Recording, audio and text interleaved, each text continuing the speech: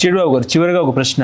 బీహార్ ఎన్నికలు వస్తూ ఉన్నాయి. బీహార్ ఎన్నికల్లో రెండు పార్టీలు, ఇటు ఎన్డీఏ కూటమి, అదేవిధంగా ఎన్డీఏ కూటమి హోరాహోరీగా ప్రచారం చేస్తున్న తరుణంలో నిన్న ఒక సర్వే వచ్చింది.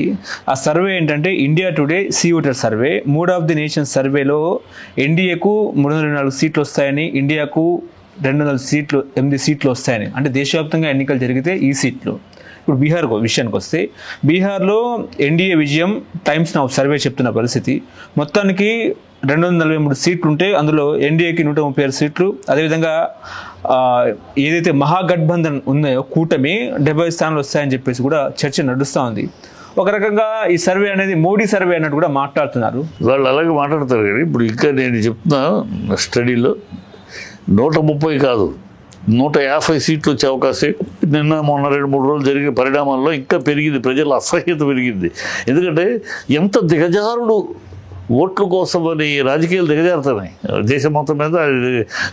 నోటికి వచ్చినట్టు ఎవరు పడితే ఇది పడితే మనం విజయం లేకుండా, ప్రజల్ని ఓటర్కి గౌరవం లేకుండా నోటి ఏదో మాట్లాడేస్తారు, అబద్ధాలు దేశం అంతా ఉంది.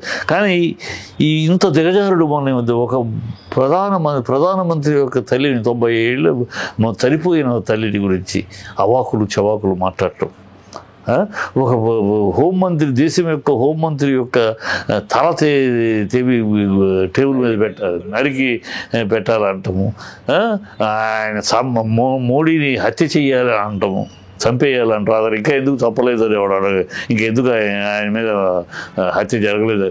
అసలు ఈ మాటలు వినటానికి కూడా ఎంత రోతగాను జుగుత్సాకరంగా ఉన్నాయి.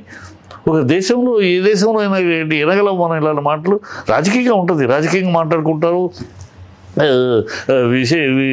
విషయంతో మాట్లాడతారు, పాలసీల మీద మాట్లాడతారు, పరిపాలన మీద మాట్లాడతారు. ఏమైనా తిట్టండి, పరిపాలన మీద తిట్టుకోండి, ఏమైనా చేయండి.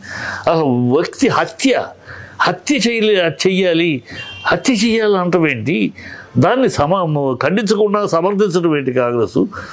ప్రజలు అసహించుకున్నారు. ఓట్లు రాజకీయాల కోసం ఇంత దిగజారాలా, అది రాహుల్ గాంధీ సభలో నువ్వు రేపు దేశానికి కాబోయే నాకు ప్రైమ్ మినిస్టర్ అంటావా? మనిషే పశువా? నీ సభలో జరుగుతూ ఉంటే, ఇలాంటివి జరుగుతూ ఉంటే ఖండించాలిగా. ఒక డిగ్నిఫైడ్ లీడర్ అయితే, ఒక సంస్కారం ఉన్న లీడర్ అయితే, ఒక సభ్యత్వం ఉన్న నాయకుడు అయితే ఖండించాలి కదా. తప్పు ఇలాంటి మాటలు మాట్లాడదు కాకుండా మీ పార్టీ వాళ్ళు ఇంకా దాన్ని సమర్థిస్తున్నారు. ఆ అమ్మాయి నోటితోల మాట్లాడింది, మాట్లాడిన అమ్మాయి అందరికీ తెలిసిందే. అమ్మాయి నోటితోల అమ్మాయి గతంలో కూడా ఇలా మాట్లాడేది. కానీ నోటితోల మాటలు ఎంతవరకు ఓకే, వ్యక్తిగతంగా మోడీని విమర్శించు, ప్రైమ్ మినిస్టర్ అయినా సరే నువ్వు వ్యక్తిగతంగా పార్టీ ఇదేంటండి బాబు? చనిపోయిన మాతృమూర్తి మీద అవాకులు చవాకులేంటి? ఆయన తల తెంపి హోమ్ మినిస్టర్ తలని టేబుల్ మీద పెట్టాలంటావేంటి? నీ మోడీని ఇంకా చంపలేదు ఏంటి అని అంటావేంటి? ఏమిటి మాటలు? ఎక్కడికి తీసుకెళ్తున్నారు మీరు దేశాన్ని? ఈ అపోజిషన్ అనేది ఇప్పటికే ప్రజలు అసహించుకుని ఎక్కడికెక్కడ భూస్థాపితం చేస్తున్నారు. ఇప్పుడు 17 ఎలక్షన్స్ అయితే అన్ని చోట్ల మట్టు పెడతానే ఉన్నారు. ఇంకా వీళ్ళకి సిగ్గు శరం రావట్లేదు, బుద్ధి జ్ఞానం రావట్లేదు ఈ కాంగ్రెస్కి. నేను ఇంకా ఇలా పిచ్చి వాడు లాలూ ప్రసాద్ కొడుకు తేజస్వి యాదవ్ వాడు ఒక రౌడీలాగా మాట్లాడతాడు, ఒక నాయకుడిలాగా, ఒక పార్టీ నాయకుడు రౌడీలాగా మాట్లాడతాడు. సరే, ఏదో రౌడీలాగా మాట్లాడతాడు అనుకుంటే ఈ స్థాయి మాటలేంటి? ఈ స్థాయి దిగజారుడు ఏంటి? ఎక్కడ తీసుకెళ్తున్నారు ఈ దేశాన్ని? ఎక్కడ తీసుకెళ్తున్నారు ఈ సంస్కారాన్ని? ప్రజలు అసహించుకుంటారు. ఇంకా అందుకనే 70 మొన్న వచ్చిన సర్వే, అంతకుముందు మొన్న 2-3 రోజుల తర్వాత తీసారు సర్వే, ఇంకా 150 సీట్లకి వెళ్తుంది. వీళ్ళకి 50 వస్తే ఎక్కువ. అసహించుకుంటున్నారు ప్రజలు, మామూలుగా కాదు. కాంట్రీ చుమ్మో ఇటు ఒకటే తక్కువ. రేపు అది ఓట్లప్పుడు అది కూడా చూపించేస్తారు. మేమే గెలుస్తామని కాంగ్రెస్ అంటుంది అక్కడ.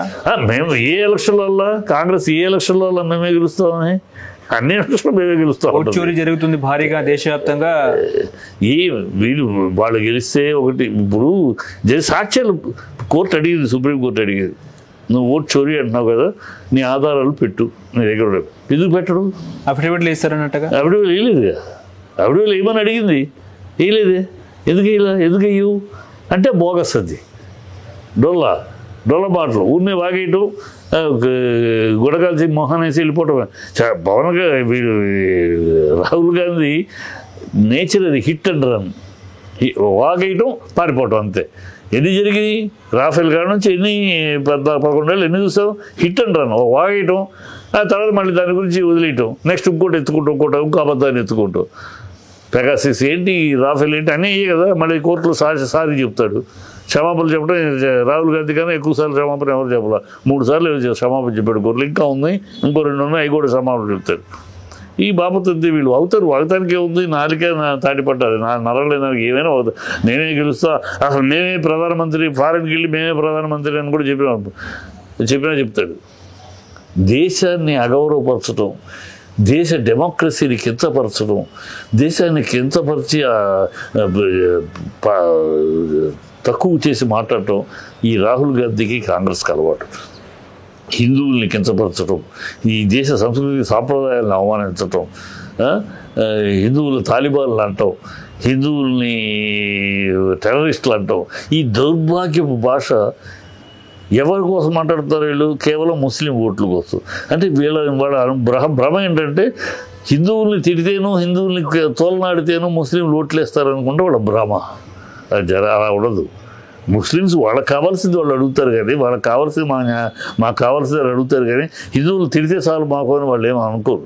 వీళ్ళు మూర్ఖులు, ఈ కాంగ్రెస్ వాళ్ళు మూర్ఖ శిఖామణులు కనుక ఏదో హిందువులు తిట్టేస్తే ముస్లిం ఓట్లు మనకు పడిపోతాయని ఒక భ్రమలో ఈ వాగుళ్ళు ఈ తప్పుడు కార్యక్రమాలు చేస్తారు. వాళ్ళకి ఈసారి బీహార్లో మహత్తరమైన అవమానం, పరాభవం జరుగుతుంది. హలో, తెలుగు రాజ్యం ఛానల్ చూస్తున్నారా? సామాజిక, రాజకీయ, జీవన చిత్రణే తెలుగు రాజ్యం. అతిశయోక్తులు, అసత్యాలు ఉండవు. రాజకీయ కోణం కాదు, ప్రజా కోణమే కొలబద్ద. తెలుగు రాజ్యం వీక్షణ మీ ఉత్తమ అభిరుచికి నిదర్శనం.